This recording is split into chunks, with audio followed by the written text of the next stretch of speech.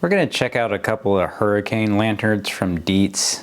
So, truth be told, recently, with the impending hurricanes coming, I decided I wanted to get a higher quality hurricane lamp, at least higher quality than what I'm used to buying from Walmart and whatnot, you know, the Stand Sport and Coleman. So we ended up going with the Dietz, and you may or may not think that was a good choice depending on what I'm going to say in the rest of the video, but when I ordered this here Dietz number 76 from Amazon, it was around $28, and I have yet to use it yet, so this isn't a review, this is just a discussion. I have, however, used this Dietz number 78, which I found at a thrift store right around the same time that I ordered the 76. So let's just go ahead and check out how this comes from Amazon. The Dietz 76 Hurricane Lantern, which I have yet to use. So I'm just gonna see what it looks like straight out of the box. Looks pretty good. The wick advances, goes back down. I don't know if you can see that. Advances, goes back down, advances, goes back down. It's got instructions. Glass looks good.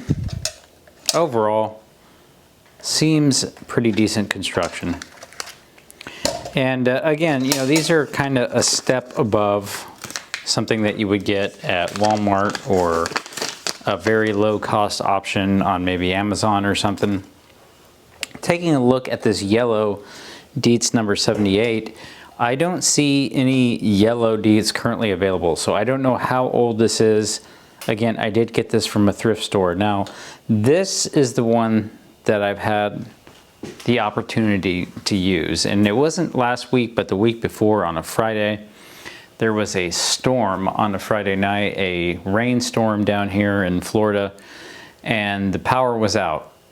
And so we had a whole night to use the Dietz number 78. I had not yet unpackaged the red new number 76.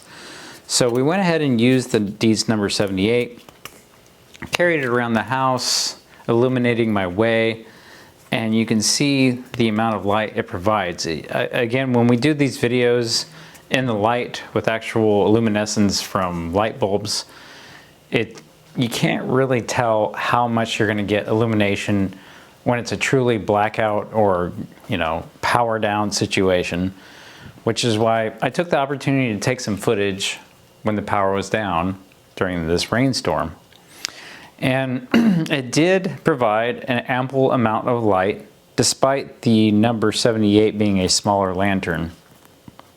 So you can see as we went through the house and through the shop and through the living room that we were able to navigate and illuminate our way and see about with our Dietz number 78 lantern. Now, I will admit, I did make a bonehead mistake. I accidentally grabbed the lantern while it was hot from here instead of the actual bail loop here, so I did have a little bit of a burn in my finger.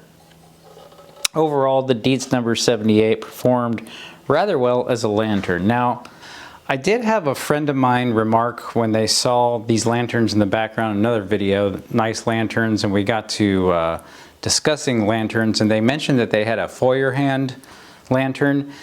If I had done my due diligence and my research ahead of time in comparing the foyer hand lanterns to the Dietz, I probably would have opted for the foyer hand, being that they're actually German made and have apparently a higher quality glass, and for maybe $10 to $20 more than when you would pay for a Dietz, I'd probably go with a foyer hand, knowing what I know now. But that being said, the Dietz do seem to be working for me, and I don't really have to worry about necessarily, you know, the freezing of the glass and then contrasting extreme temperatures between freezing and hot, being that I live in Florida.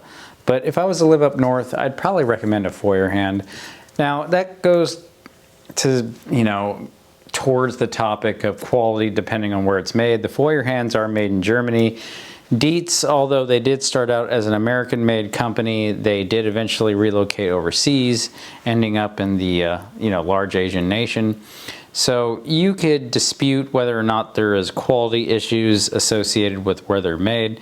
There's definitely other videos out there comparing Feuerhand to Dietz, and the results are conclusive.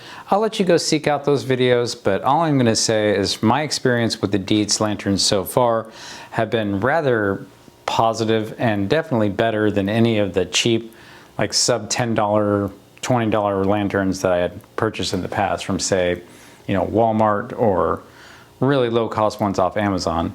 Anyway, that's it for the lantern discussion on the Dietz lanterns on Modern Tool and Gear. If you like this type of content, make sure you're subscribed, like the video. We'll see you on the next one. Later.